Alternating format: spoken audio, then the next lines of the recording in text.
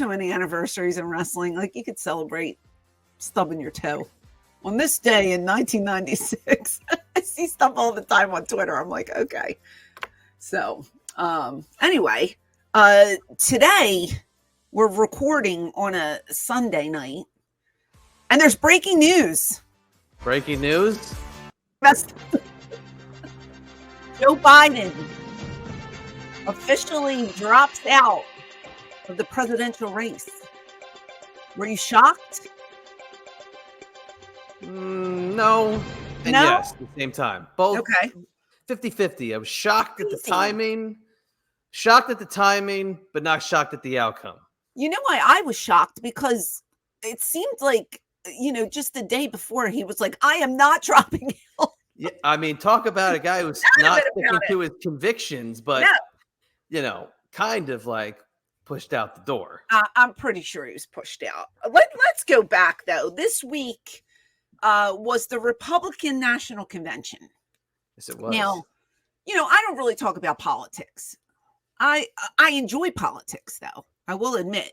I do read up on them, and I do discuss them in this household.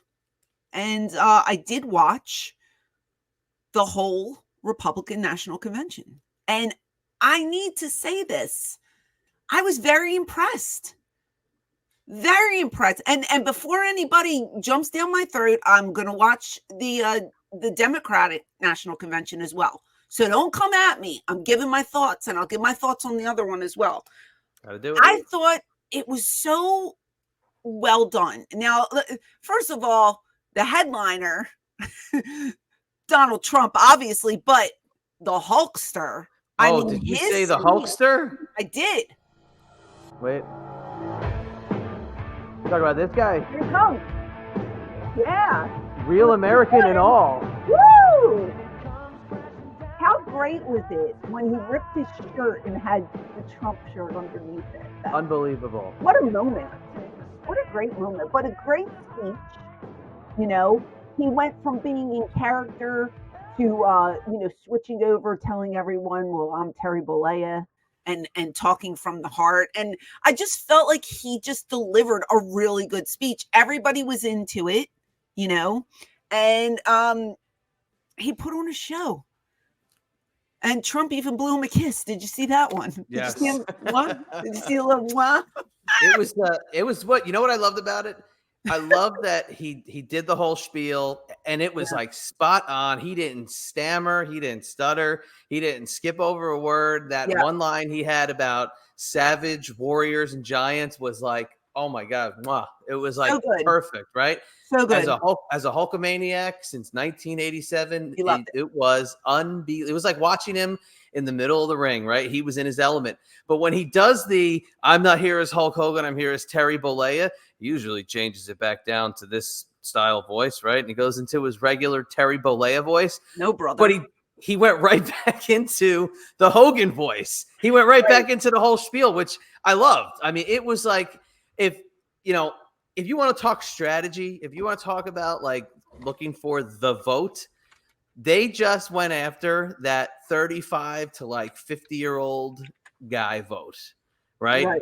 Because the Hulkster, and he said this earlier in the day, if you caught Hulkster earlier in the day, you heard what he said on the stage, and it was he doesn't throw his hat out in the ring or his headband out in the ring or his bandana. This was a big declaration on his part. So for him to say, I'm going for this guy, that's an influencer. Right. And I think this is, a big pitch to get that vote, that 35 to 50-year-old male vote, in that camp. And let's talk about that too, because Kid Rock. Oh my God.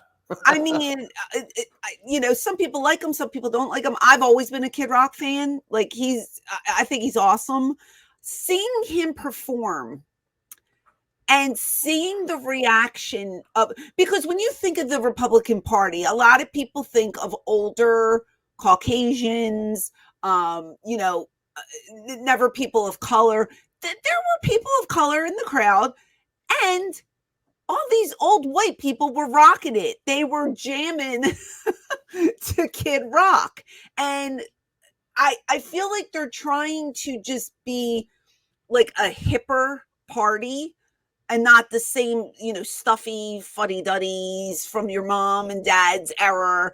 To me, they're trying to adapt with the times. And Yes. they did like a sidebar, and I was saying Britt Hume was sitting there with this puss on his face, and he was like, "Oh my God, this is not the Republican National Convention that I know."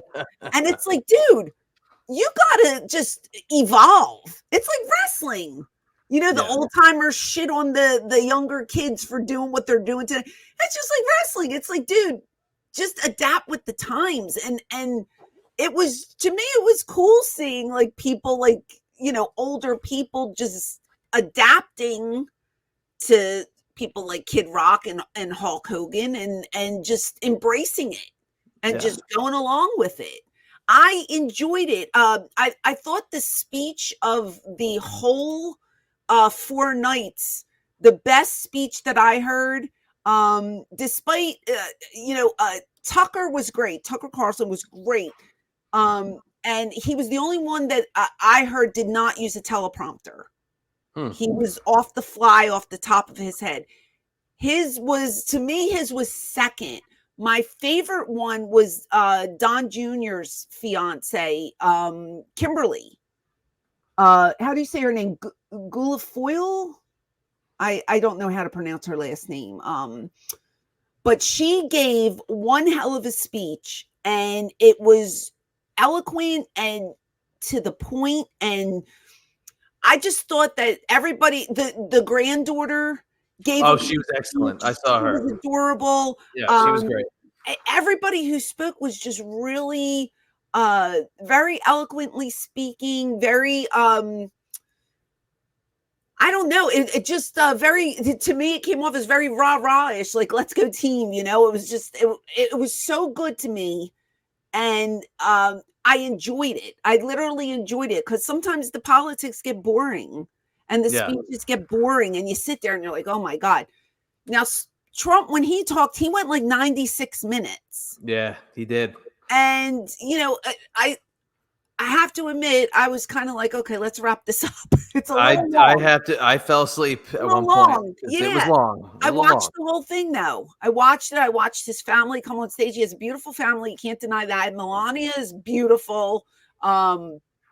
Just a picture perfect family. But overall, I really enjoyed it, and I think they did a hell of a job. Now, will the Democratic convention go as well because of all the craziness that's going on? Joe Biden endorses Kamala Harris, put that up today. And right before that came out, I said to my husband, are we going to have to wait to see who they pick? And he goes, yeah, they'll probably announce it at the DNC. And then like 5 minutes later, he goes, no, never mind.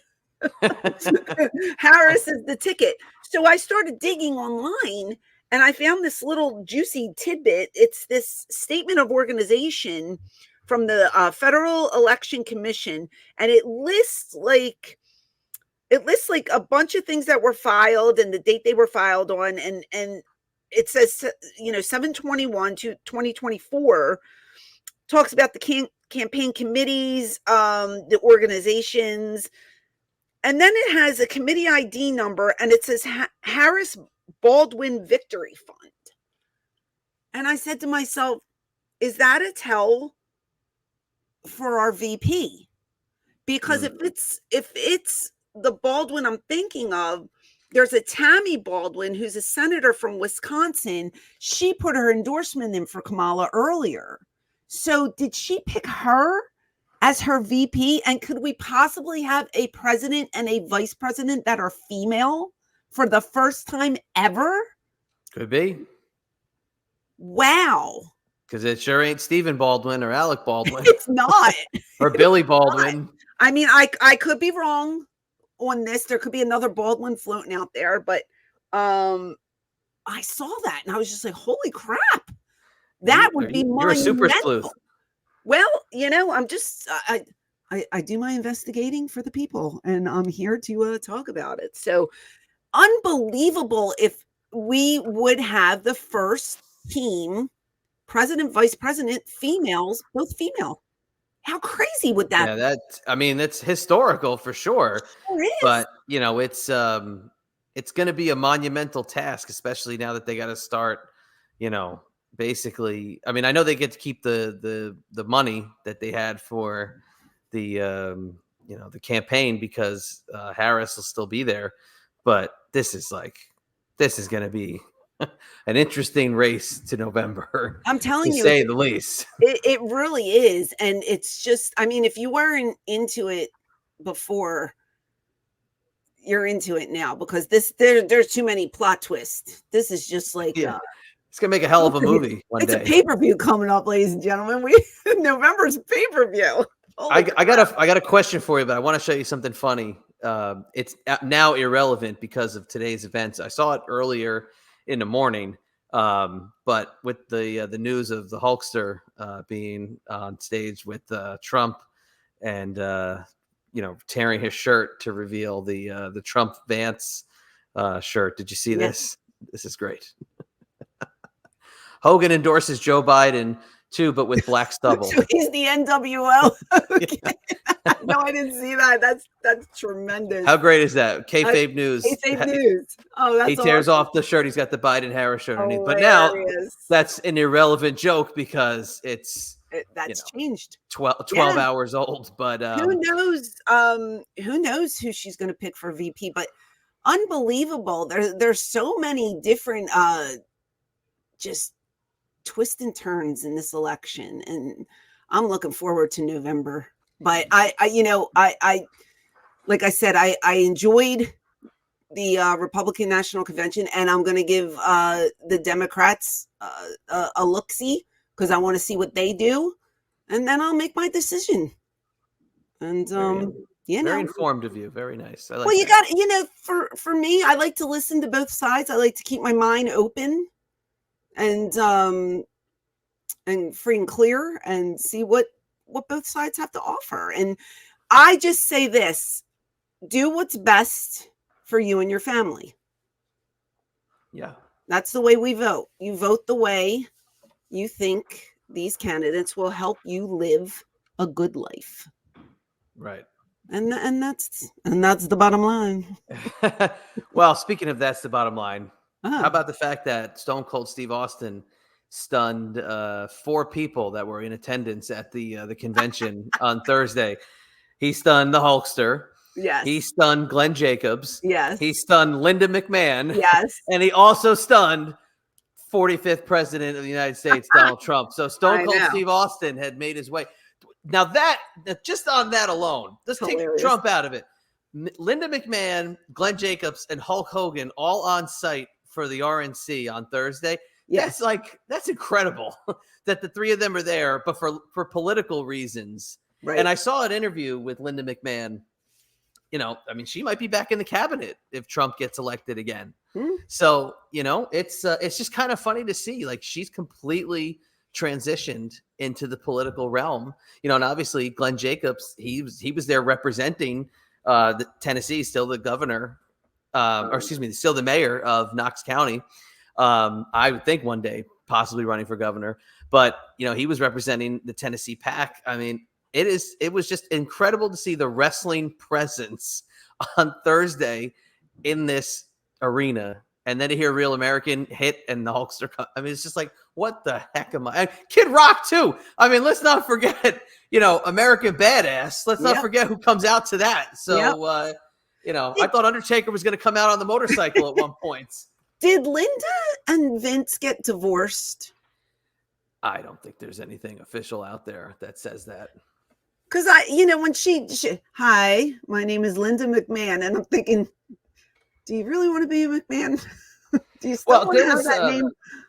There's a guy who does some wrestling podcast, quote unquote, but it's linked to a news station, and he tried to do this. I have the Linda McMahon exclusive interview, and it was such a clickbait shit interview. It was 40 minutes of exposition about Linda and 2 minutes of him talking to her. And he threw in at the end, I know you've been dealing with some family issues lately. How's that going for you? And she's just like, family's good. family's fine, everything's Get away okay. from me, sir. That was it. That was it. That was the extent. So Oh. she's still tight-lipped. She's not saying, divorced, moving on, no Vince. She's just saying family's fine. That's it. Yeah, good for her. Okay. I was just wondering because the way she, if I'm getting divorced, I'm not using that name anymore. Like I would go back to my maiden name. What do you think? Vince is gonna be walking around the RNC being like, "Ha, mustache." Hey, I don't think he's there. how you doing, guys? Yeah, right. Vince McMahon, how you doing? Who knows? Who knows what those people do? But all in all, I was very impressed with it. Love it or hate it, they know how to run a convention, and it was well done. Great speeches, great guests. It was a good time. What we did not mention was Trump's assassination attempt. I mean, it might as well be old news at this point with everything that's going on. We didn't talk about it before because it happened after we recorded. Yeah. But that made a lot of people, see him in a different light. And I just got upset because, people were saying like, oh, it was the monitor, the glass broke, it cut his ear. It wasn't a bullet. First of all, like none of us were there. And it was confirmed that he did get shot. It was a bullet, and a gentleman died. Yeah. Somebody died. And to wish death on somebody, I'm sorry. I don't care how much I hate you. I would never wish somebody dead. No. Never. So those people that were saying this, these things, that's terrible. Like, God forbid, that's the one thing I get it. Like, Trump is not everyone's cup of tea. I understand that. But to wish him dead, that's a terrible thing. Yeah. That's just the way I feel. And 2 people were injured, 1 person dead. And, Trump with his ear, thank God he turned his head when he did, because he probably would have died. Yeah. That's a serious matter. And I just feel like those people saying those things, it's terrible. It wasn't funny. People laughing at it. My God, what if it was your son or your daughter that happened to? How would you feel? I didn't appreciate. I mean, and if he was to get killed, all the people in attendance to see that, I mean, it just would have been the most disgusting, brutal thing. And, look, I mean, they had to see somebody get killed, or 2 people get killed, really. Right. I mean, if you factor in the awful, disgusting shooter, it was incredible. And it's one of those things, you had 2 weeks in a row where in 30 years you could talk about where you were when it happened, right. And that doesn't happen where 2 weeks in a row you have those instances. And today's my dad's birthday as we're recording this. And, his big thing that he always talked about was the day before his birthday was the moon landing, right? Oh, so he always had the newspaper on his birthday that had the moon landing. Well, this is a pretty damn big one to add to the list, Yeah. And the Battle of Bull Run was also on his birthday. Long before he was born, of course. Sure. But, it's just that 2 weeks in a row, you have these monumental world events. It's just supersedes anything else we would talk about. Yeah. And you see, like, people saying, a certain party doesn't have any compassion. They have no heart. But then that certain party is wishing him dead, or he missed. Oh, what a shame. These terrible. Just terrible things that are being said, and just be a human being, for God's sakes. It's such a sad day when, we have to deal with this kind of stuff, and to teach our children that that's out there. Right. It just made me sick to my stomach. It was, you remember after September 11th, where everybody kind of united for a very brief amount of time? Yes. It was like everybody loved each other it was like everybody was united for like 6 hours.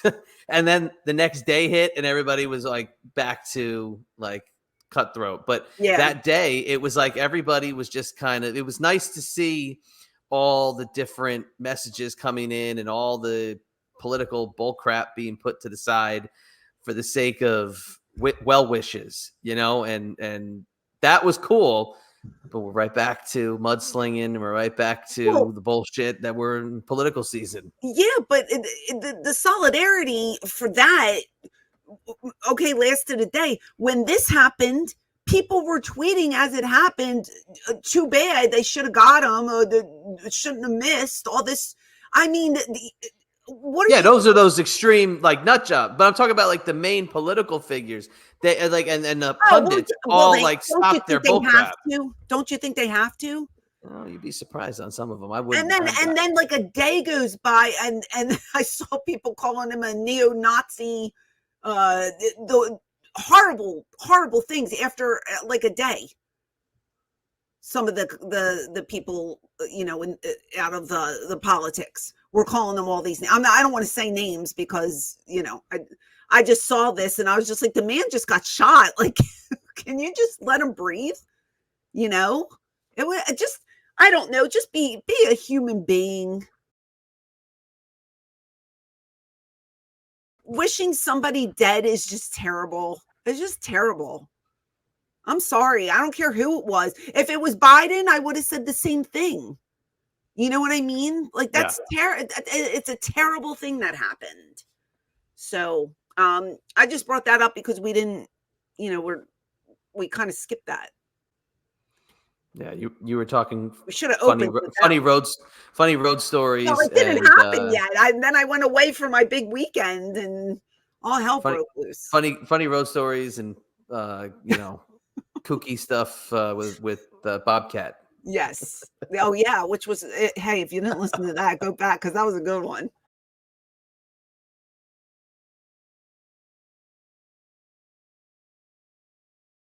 Can't imagine what your regular phone calls are like. The same. They're the same. Remember when we did this? Remember when we did that? Yep, I do.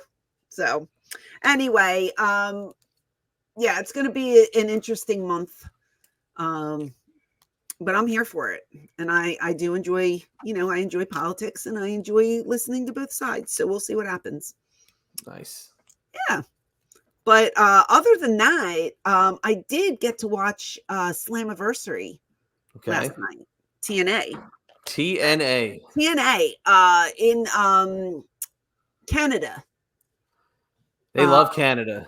Well, I think this was the first time that they were there. What did they have paid? $4,500, I believe. Yeah, they had a nice house. I saw those pictures. So nice. Oh my God, it looked great.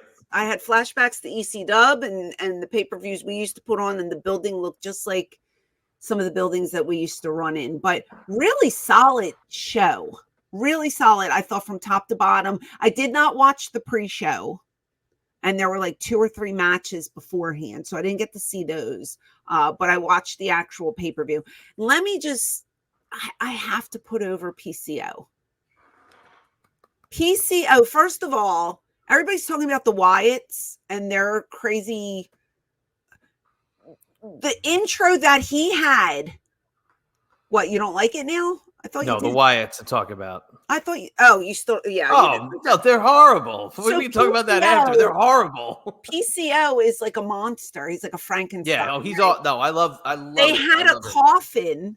They dimmed the lights and it's like gray and stuff. And they had well, I don't think it was him. I think it was a dummy, but they had somebody come down from the ceiling on like a harness or something, and they put him right away. They grab him, they unhook him, they put him in this casket, and then this guy comes out and he's like, I don't know if he was a shaman, I don't know what he was doing, but he was banging on the coffin and he's doing all this voodoo and all this stuff. And then the door opens and then he gets this, like, it reminded me of a taser, and he just sticks PCO and wakes him up. And he pops out of the coffin and he's ready to go. And it was a scene right out of a movie. It was so cool looking. But it says he's alive. That's what it says. When like he's Frankenstein. So you're buzzing Frankenstein to wake him up. Yeah. It was awesome. I've never seen that with him before. So that was I don't know if they do that every week with him, or if this is a pay-per-view thing. I don't know, but it was so cool looking. He took one of the nastiest bumps I've ever seen, and I've seen nasty stuff. You know, I'm from ECW. I've seen a lot. They set up 2 steel chairs back to back. The backs of the chairs are back to back. Here, he takes a chair shot to the back, right? Again, it's all legal on a Montreal. This guy's a monster. This is AJ Francis and his crew. Yeah, and this one guy, spine of those steel chairs together. he comes, okay, so, yeah, this is a little behind, but here we go. Picks him up. Now look at the chairs. Look at this.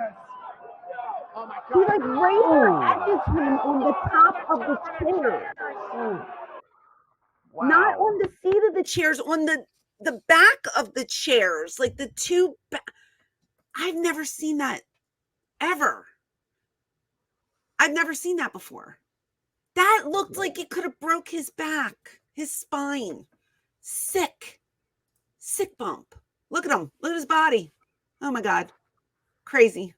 Not meant to bend in that direction. No, not at all. And he's no spring chicken, you know. He's like 56 years old. No, But- I mean, and it's like without it's just so funny to see him without the stuff and then with the stuff, and then he's doing this. It's like, But he's fantastic. yeah, he's great. He can go. Like, this match Yeah. was great. Like, like I said, I watched from top to bottom, and I thought every match was pretty damn good. But that bump was like, whoa. Like, I felt that in my back. That's how bad it was. But we have a new champ, Nick Nemeth. There was a 6-man for the heavyweight championship, and Nick overcame. And you know, he's walking out with the belt. Jordan Grace retained against Ash by Elegance, who, by the way, has beautiful ring gear, I must say. I don't know who makes her gear, but girl, your ring gear is on fire. Loved it. She looked beautiful. And then PCO walked out with the Digital Media Championship. And then what's that other belt that they hold? He had 2 belts. He's the Digital Media and International Wrestling Heavyweight Champion. International Wrestling Heavyweight. So what's the difference between those belts? One is digital media. No. I I mean, online. between Nick's belt and this belt. World Heavyweight, and the other's International. International. So that doesn't count in the U.S. It's just international. I guess it's just one of those semantic things, Oh, you know. That man. But my boys in the system let me down because they lost the belts to ABC. Ooh. So, yeah, that was sad. I felt bad, you know. But what do you think about the inclusion of all the NXT guys in their event? so there was the one match that they had. It was 6-man again. They had another 6-man. It was the Rascals, and then it was No Quarter Cash Crew, right? And Right. I'm looking at the one kid, and I'm going to myself, man, he reminds me of like this old school wrestler from like the 80s, like the Von Erichs. And here I look him up, and he's Regal's son. Regal's son. I Yeah. didn't even know that. And then I look at his face and I look at his mannerisms, like, oh my God, yeah, I can tell. I thought it was weird that they had like an NXT guy on the baby face side, and then all 3 NXT guys on the heel side. Like, is the one guy done with NXT? Is he now TNA, or is he going? Was he just for? Because they were saying like he used to be in TNA, so these are his friends, and he's helping out his friends. And I think he went from TNA to NXT. right, but is And he coming back, or is he going? No, I think he's in NXT. He's I think in that NXT. because of this It was weird very relationship. Yeah, I know that, but it was confusing because there were 4 NXT guys and 2 TNA guys in the match. And that's what I don't get about this relationship. So does that mean we're going to see Nick Nemeth coming on with the TNA world title? No, to you already said NXT. But again, this is what I don't get. I just don't get this relationship. It was cool. You did the Jordan Grace thing. You got a pop. That's wonderful. But now, like, you're sending your talent that needs to be on your TV to their pay-per-view. So Joe Henry, I don't like it. Joe Henry is recurring in NXT, and he's very over on that brand. So I don't know that before the pay-per-view, there were kind of, I don't know who said it, but there were rumors like, oh, they might put the belt on Joe Hendry. And then I was like, no, they didn't do it. It's just weird. Cause it doesn't, you want to draw parallels between, WWF guys going to ECW, and back and forth. This one doesn't make a lot of sense to me outside of the surprise of Jordan Grace came to NXT. She was in a battle royal. She got thrown out. Blah, blah, blah. Or no, Henry was in the battle royal. He got thrown out. She came in. She had the title match. That was it. Excuse me. She didn't win. What else are you going to do? You're just going to keep random NXT. Oh my God. We have a mystery opponent. Oh my God. It's so-and-so from NXT. I can't believe it. So it helps TNA more than it helps WWE. We've established that. So having these NXT guys come to TNA, that's just kind of shock value. A working relationship is always a good thing because they can pull off some cool angles. But this one match, I just was like, I'm not an avid viewer, so I didn't understand why. Because all the guys in the Rascals are TNA guys, correct?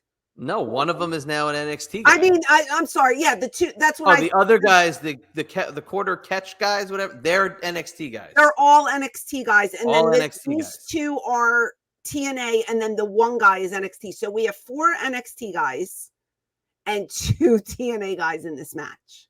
Right. Yeah. I couldn't understand why. I guess I would have to watch more. Again, that's on me. There's got to be some kind of angle with the lone NXT guy going to the babyface side, because why wouldn't he be on the side of his company? Right, exactly. Yeah. So there's something I'm missing here. And I know when fans tell me, well, you should watch the product more. Like, why are you talking about it when you don't even watch the product? I'm trying to watch it when I can, but sometimes I'm like tonight, I was just confused when I was going back over my notes. I was like, I don't really get this. Is there an angle involved with it? Or did they just throw this guy on this team? You know what I mean? There's got to be a backstory that I'm missing. But anyway, they had a good match. Everybody had good matches. I thought everybody had a good match. PCO is now engaged to Steph DeLander. She proposed, gave him this ring that I don't even know what the hell it was. This big thing was on his finger. The girls' match was great. I thought Jordan and Ash killed it. Really good stuff. And the 6-man was great. And then Mike Bailey is the new X Division champion. So that Mike Bailey's really good too. Do you know anything about him? I've just seen him here on TNA. It's really good. Yeah, I heard his name before, but I've seen him on TNA. Speedball. He's got a huge push. Yeah. Speedball. Yeah. Well, lots of new belts. The belts were changing hands. So overall, I thought it was a really good pay-per-view. Yeah. I got to start catching their program more because I do enjoy it. I really do. They have some really good workers there. So, I'm just checking out the lineup was solid. I'm just looking at, what they had. Even you got Matt Hardy and what? Matt. He opened Dirty Dango. That was a fun match. Now, the thing that I didn't see, obviously, they said it happened on Thursday. They took out his wife. They took out Jeff. I would have liked a B-roll of what happened to be shown. Unless I missed it, I didn't see it. They just explained what happened, and you saw it on Thursday night, but I didn't see it on the pay-per-view. Usually they do like a clips. They show like a recap of what happened, and I didn't see anything, but I would have liked to have seen what happened to Rebecca and Jeff and the build up. Yeah, you got to give a recap. They talked about it, but they didn't show it. I don't think they show. I didn't see it unless, again, if I missed it, that's on me. But I did not see any physical film from it. I just heard the announcers talking about what happened on Thursday and blah, blah, blah. And so I didn't have a visual to look at, but I understood why he was going after the guy. I feel like some of the biggest pops of the night was obviously PCO because they're in Canada, but the French announce team, they were so over. Everybody was cheering for them, and it was a good time. And I'm happy for the company selling out. You know, it looked great. The building looked great. Yeah. It's so nice when there's a lot of people there and you get to work in front of a big crowd. So hopefully it continues this way for TNA and they continue to grow.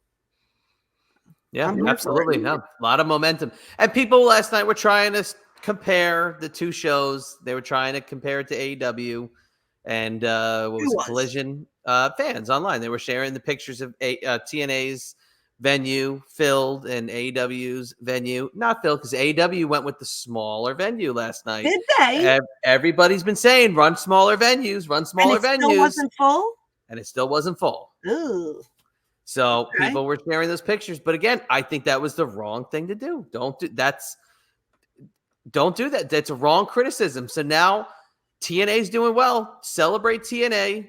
Don't shit on AEW while TNA's doing. Just listen to you. Head shitter for 8. I thought you might. Yeah, you were like the ringleader of the shitters on AEW. I will not. No, I didn't think that was right. I did not think that was right. We've been saying run smaller venues. They ran a smaller venue, but now here's the thing: the card was just horrible. I mean, for AEW. What I saw online when I was scrolling, it just looked god awful. So, well, it was a TV taping, correct? Yeah. So I saw the Mariah May, Tony Storm stuff. Yeah, that was intense. That's a storyline that I would be invested in. Yes. The way she turned. Now, the one thing that grossed me out was when she put her mouth on the blood and just was, she had her. You do a lot of that, though. That was really. There's a ton of that in AEW. I don't like that. That's I didn't like that part. But again, it made me go, oh my God. You want a reaction, you got a reaction, But those girls, that story can main event that All Out in London. That has enough interest to me that could be the main event. You think so? I think so. Yeah, no, it's super good. Into it. What's the other hot stuff that I know Jericho's got his learning tree. I've seen that. That's not that gets shit on a lot. That gets shit on by their crowd as well. They're not. Jericho he needs a vacation because the people are just not into him at the moment. I enjoyed from the clips I saw. I enjoyed it, but that's just me. But I'm trying to think what's the hot angle? What can rival what these girls are doing right now? Because they're killing it. I would agree with you. I thought it was an excellent. It's probably the best thing I've seen them do in a long time. Doing? What's MJF doing? I don't even know. They're pairing him with I don't know if you would say dream opponents of theirs. I mean, he's just having random matches with random people and just winning every match. And just I think they put one of the belts on him, one of their international belts of some ilk, some distinction. I mean, he's against Bebe, right? Don't they have a feud going? Adam Cole? They've had a standing one, so they're just picking it back up. Well, I think he was with Ospreay. I think, but I mean, maybe they picked it back. They could. Who knows? Yeah, I'm just thinking investment wise, the buzz that I see online is all around the women. So, yeah, that was a good one. That was good. That was a real good one. So kudos to them because they had that crown in the palm of their hands. But that's the kind of stuff I want to see. Yeah, no, I agree. But let me ask you this though. So with all that being said, TNA on a roll, doing very well. Yeah. Has the WWE relationship. AEW kind of here. Just they have their fans. Their fans love them. That's fine. They do what they got to do. So now WWE's got this huge SummerSlam coming up in Cleveland. Yep. They're having the big title matches, Cody versus Solo. Okay, so are we going to see Roman? Are we going to see the Bloodline? Are we going to see all this crap, right? Some of the criticisms that I'm seeing, and it's something I'd love to get your take on, is this the time now we should pull the belt off of Cody and put it back on a heel? Because since WrestleMania, got to be honest with you, it's kind of boring having a babyface champion. So is it better for this babyface to chase a group like the Bloodline who could just take everybody out, beat the crap out of all the good guys?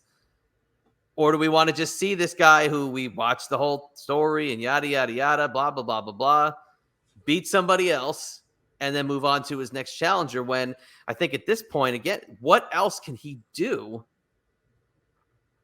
And especially on a big show like a SummerSlam, where are you at with somebody like a Cody against what are we? We're in August, so May, June, July. We're barely. But by then, August 3rd is SummerSlam, so barely 4 months into this title reign. Is it time to take that belt away from the Codester? Who is he in? Who is he working with now? He's thrust into this Bloodline feud now. So I feel like the fans would like to see him keep the belt because they fought so hard for him to get it at WrestleMania, right? Maybe, and they can do this for a long time, but just have him get the shit knocked out of him all the time, to where the fans want him to get his revenge and go after the Bloodline and kill them, annihilate them at a pay-per-view. But you have to stretch stuff like that out. It can't be done very quickly. So like each week, I feel like to not have him be boring, let him get annihilated. Because if I'm a Cody Rhodes fan and I see people beat him up every week, I'm going to want him to get his revenge. And but I don't want him to get his revenge after a week, 2 weeks.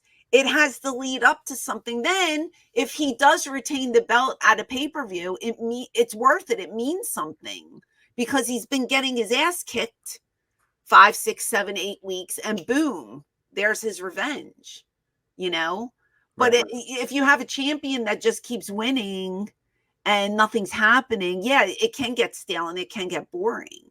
He's got to get his ass kicked a lot. Yeah.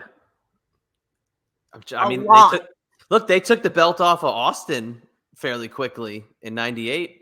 Austin wins it in March. They take it off of him for one night in June, put it back on Papa Rating the next night. They could do that. Or they can make him drop the belt on Raw or SmackDown, whatever show he's on, and then win it back at the pay-per-view. You know what I mean? Like there's so many different scenarios they can do. I just like when the babyface is beat down, and then finally he fires up and he gets his revenge after a long storyline. Drag it out a little bit. I don't like when it happens in a day and then things change and then they're best friends and then they hate each other and then they're best friends. No, like build up, tell your story, build it up. And is The Rock going to come back in the picture before WrestleMania? You know what I mean? Because he can't just pop up a week before Vegas and say, hey, I'm back. Where's my title shot? No, I want to see him come back and I want to see a story told. I want to see a build up. I love when they, I can get invested in a storyline. I can't get invested in just two people wrestling with nothing to, no story, nothing to tell me. Just two people going at it for no reason. I don't like that. So stay in a storyline, either beat the shit out of Cody or make him drop the belt and then get it back. Make him chase it. But extend it. Make the fans want it. Right. If The Rock was to come back, he'd probably come up with some great idea that everybody, Well, loved. it would be his idea. Get all the credit for it. Yeah, he would save the WWE name. Everything. He'd save everything. the company. He would save the universe. He would save everything. He's a savior. Exactly. But now hang on. But with you, so with any of the champions that you were paired with, okay, as heels, Yeah. did you need the belt as heels to be? Did you need to be? Did your heel guy need to be the champ, or did you need to be chasing a babyface champ? Because I mean, personally, look, outside of guys like I said, we talked about earlier in the show. I love the Hulkster growing up. People don't like him as a babyface champion. They think he's boring. And I personally think babyface champions are boring. But did you guys need the belt as heels in most cases? I don't think so. I think when I was with Shane, there was a point, believe it or not, where we were beltless. We didn't have, I think he had dropped the TV title. And he was going after the World Heavyweight Championship, right? I feel like if you can draw heat, you don't need a belt. And we drew heat. So, I don't really think that Shane needed a belt. I just think that Paul saw him as like a champion, a locker room leader, that guy. He always called us the quarterback and the head cheerleader. That's where that came from, that name, the head cheerleader, because he saw Shane as the high school quarterback and me as the head cheerleader. And that's where my name actually came from, was that. He also called us JR and Sue Ellen from Dallas because we were the heels. We were the bad people. For the 12 of you that get that reference. Yeah, look it up. But like, I don't know, like you can be invested in something and still get over. Like with me, I had a different feeling when I worked with Shane, when I worked with Raven, when I worked with Just Incredible, was completely different than the way I worked with Tommy Dreamer. Because and the Pitbulls, right? The Pitbulls, I can't put too much into because I was so green and I was learning. So I don't really count that era for me. But like by the time I was with Tommy as a babyface, I hated it. I enjoyed working, don't get me wrong, but I just didn't like being a babyface because I wanted to elicit the crowd's chants negatively, if that makes any sense to you. I enjoyed heel heat. I enjoyed getting a reaction from being the bad girl. It's cool doing moves, but I could do moves as a heel as well. You know what I mean? It's hard if you don't work, you probably can't understand what I'm saying, but it's just working heel is completely different than working babyface. You're still trying to get the crowd response, but it's easier when you're a babyface. It's easier to make them love you, but it's harder to make them hate you. Right. I feel. Yeah, no, that's a you great could take. go out there and you could just slap hands, woo, and you're over. Oh yeah, there's a little boy, slap hands, little girl, give her a kiss on the cheek. Instant love, right? Oh, he's such a nice guy. Look, he talked to my daughter. Well, I'm coming out as a heel. I go like this to your daughter. I go like this to your son. You know what I mean? And it's like, my God, it's harder to get that heat, and you got to be really good at it. Because especially, the Philly fans, they'd shit on you. You try to do something and it wasn't working, and they told you. So I just always enjoyed being a heel more so than a babyface. And again, I enjoyed working, period. But if I had my choice, I'd always be a heel. 100%. It's so much more fun. And you got to get creative. Right. I think it's easier to be a babyface than to be a heel. I really do. So your question, for me, I don't think Cody is a shitty babyface. I think the fans love him. The fans want to see him with the belt, but something needs to be done to keep the fans interested. So, if I was booking, I'd put him out there and I'd make him get the shit knocked out of him every single week until the time's right and they go for the belt. And then he retains it. You could let him drop it, like you said, but he's got to get that belt back eventually. Yeah. It's going to go back to him, Yeah. Yeah. They haven't even done like the buddy turn yet, where he's got the good friend, tag team partner, best friend who turns on. Like, they haven't done that with him yet.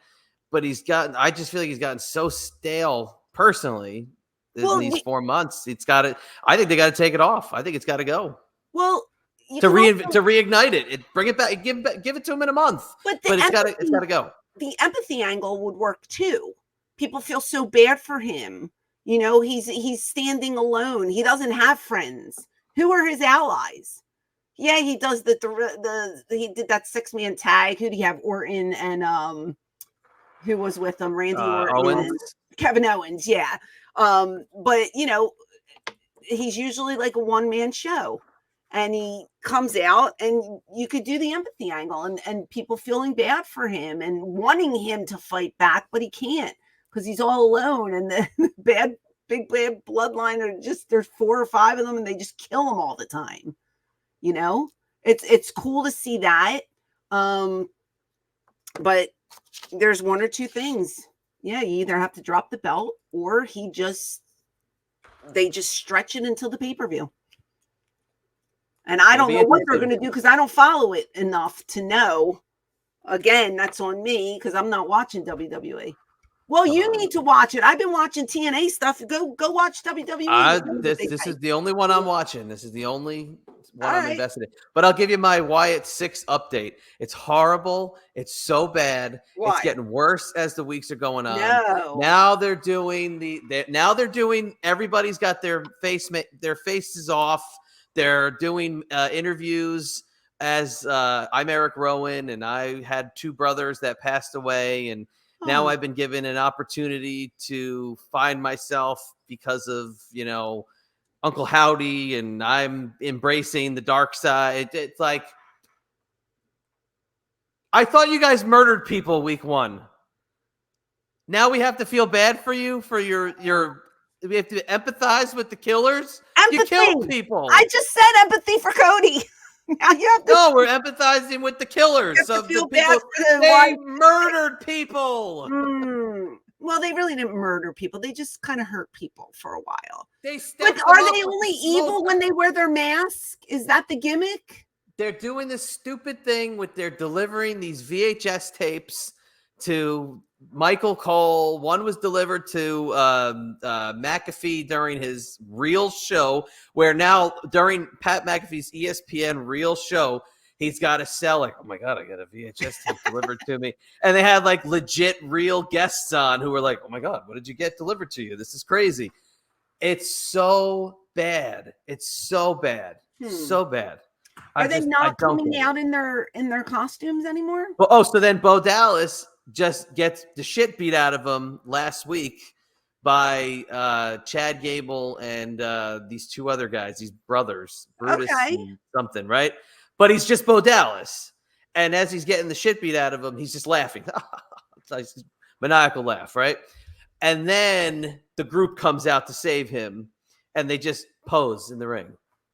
Do like their pose thing. But they don't have do they have their masks? No, they came out in the masks. They all came out in the masks. But Bo Dallas doesn't have his mask on. But Bo Dallas was Bo Dallas. It's just, it makes no sense. Yes, it makes no sense. It's kind of, I don't know. So I'll just keep giving you these updates every week. Yeah.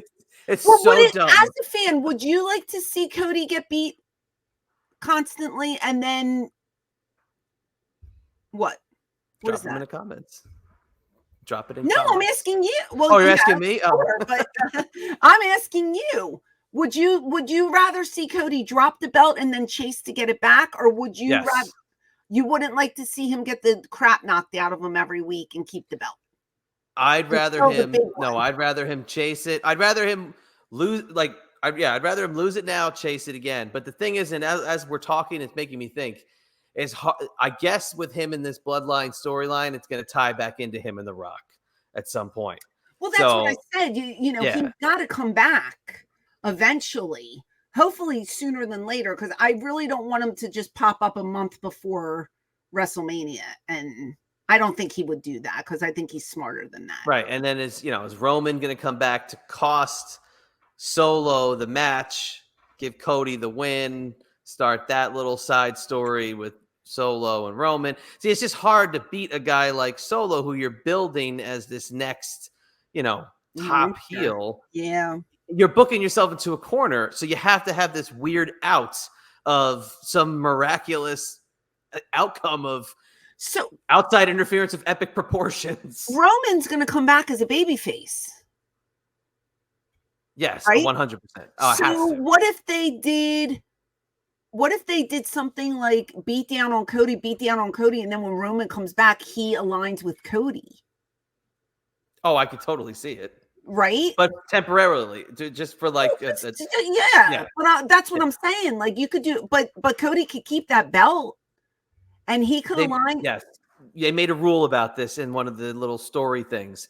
And one of the stories, Heyman said CM Punk was hands off. The bloodline was to not touch CM Punk, and Cody was to be saved for Roman. Like that was like the thing. It's like he was being, like that's his guy, like because he wants his belt back. Okay. Well, I'm just thinking like maybe if Roman came back and they fight the bloodline, they team up, and that's Cody's friend. Like you were saying, he doesn't have the sidekick, he doesn't have the friend. Maybe it's Roman when he's ready to come back. Maybe Bo Dallas will be his friend. No, maybe Cody will have one of those masks, and it'll be the nightmare guy. Bo Dallas. He'll be the nightmare guy, and they'll murder people in the back. I think Roman should come back. I think they should beat the crap out of Cody, and then Roman comes back, and then they retaliate, and then I don't know. Then The Rock comes back, and it's and hilarity ensues because it's crazy in the WWE. Who knows? How many months till WrestleMania? A lot. 10 months. We got 10 months. We have time. Whenever my patio's finished. Holy crap! We went an hour. This was crazy. We rambled about everything, didn't we? I'm just trying to go back to talk about the Hulkster. I want to talk Hulk Hogan You're still on the, all night RNC, long. Huh? Crazy. Well, guys, we hope you enjoyed this episode. It was all over the place, but that's what was happening in the world this week. So leave a comment. I don't know if you're listening to the podcast. Give us a follow on iHeart. Subscribe if you're on Spotify or Apple, and give us a rating. Can you give us a 5-star rating? We'd appreciate that. That really helps us. 5 stars. Not negative 5 stars like somebody else would give us, but a positive 5 stars. Minus 5 stars. Let us know what you want to see, who you want to see. We're working on a couple guests that hopefully will be coming up in the next couple of weeks. And, I am open to any and all suggestions. How about you, Chester? I'd take anything that's thrown at the the old ceiling and drops into my frying pan. I'll take whatever. Throw the noodle against the wall and see if it sticks. I'm all about throwing noodles. All right. I do want to mention really quickly, even before your plugs, I have a show coming up on it's SummerSlam weekend, actually. Oh, it's Hartville Havoc. And I like that. Yeah, it's Time Warp card game collectibles, TCGs, RPGs.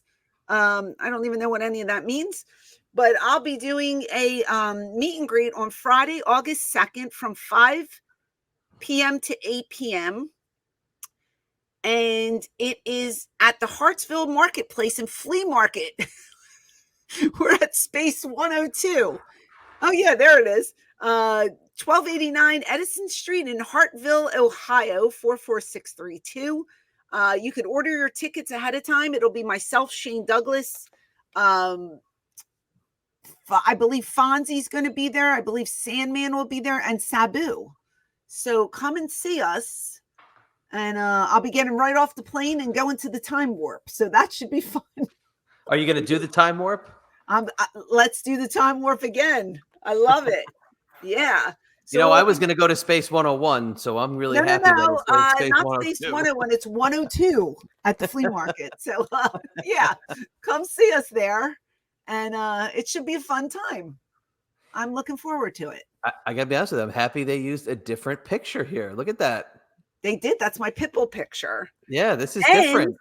I don't have a graphic for it yet. I might. I can't find it right now. But Shane Douglas and I do have a graphic. Shane Douglas and I are going to Minnesota. Oh, I think I have that one. August 17th. Is that Falls of Fury? Yes. Yes, I have that right here. Okay, perfect. Yes, there we are. Falls of Fury. I believe. Fury. Falls Fury. Sorry, Falls Fury for MAW Saturday, August 17th. There's a meet and greet from 4 to 6. Bell time starts at 6:30. I'll be accompanying the franchise to the ring. I don't know who we're working with, but Tommy Dreamer is on the show as well. As Mr. Kennedy is on the show. Ted DiBiase's on the show. They're adding people. Oh, and they added Joe Hendry.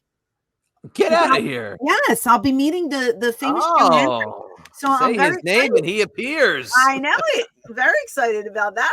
So we'll be going there. So August 17th, kids. For more information, you can go to my socials. But I wanted to put that over because they're selling tickets for both events. I gotta know who this guy is right under Shane's pec. I don't know who that is. This I'm guy sure with the lovely sunglasses. gentleman. Yeah. I'm also sure gotta I'll know meet him that night. I gotta know who this friend is over here on the right side, the far right. She's in NWA. Martine, what is her name? I'm gonna botch it. I forget what her name is.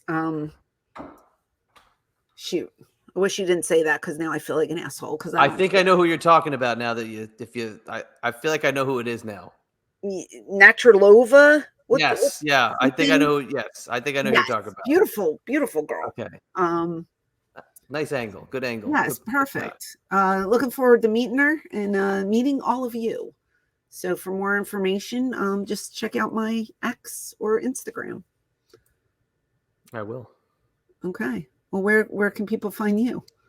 Find me on X at Chad END. Find me on Instagram at IB Exclusives. I'm going to be rebranding my Instagram in the coming weeks. What's I'm not sure yet. I'm not sure how I'm going to rebrand it, but I'm going to. Wow. Okay. It's going to be rebranded. I just like it. I mean, it sounds better when you say it like that. Rebrand it. I don't understand. I'm working on a lot of rebranding. I'm working my little Chad I'm Stefani off on a lot of good stuff. I'm going to rebrand you. There's going to be somebody else. I would love to rebrand myself. Head on over to TikTok. Subscribe, yeah. Did you put the new one up yet? I did. I did. Doing very well. Yes. At ECW Francine Podcast. I don't know why you're laughing. It's quite the place to be these days. It's the best TikTok. On Facebook, Francine's Eyes Up Here podcast. Look, you need to just subscribe to all my socials. Instagram, on X, it is at ECW Diva Francine. On YouTube, it is ECW Diva Francine with an exclamation point. I don't know why that's on there, but it's on there. But go subscribe over there. Yeah, we have some good content. Some of this show might even make it. I hope not, but maybe it will. I don't know. But we got a bunch of content. And the memberships with YouTube. Oh yeah, channel membership for $5.99. You get exclusive videos that only you can see as a channel member, and cool emojis. And maybe we'll do another live soon because the last one was such a hit. It's riveting. I got the giggles. It's riveting. But keep in mind too, another thing. I mean, about that membership, you get this full iHeart Radio episode in its entirety on video. Look, I'm doing the Hardy. Oh, I thought you when you said Hardy, I thought you meant Hardy. No, I was doing the. Oh, you're doing Yeah. Oh my God! What do they have a I'm gas? What do you have a gas leak in your I'm house? exhausted. Okay. Is that it? Are we done? Oh yeah, and I'll just plug the interview I had talked about on the Round the Ballpark podcast. A lot of eyes up here and ECW talk. I have become an ECW talking head for you. Okay. A million questions about ECW, but no, it's coming out. I thought it was supposed to come out last week, but it might be coming out this week. But it's called Around the Ballpark.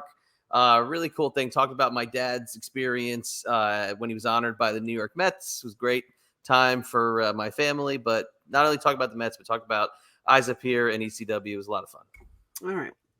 Well, thanks for listening. I hope you're staying safe. I hope you're staying healthy. And most of all, I hope you're staying extreme.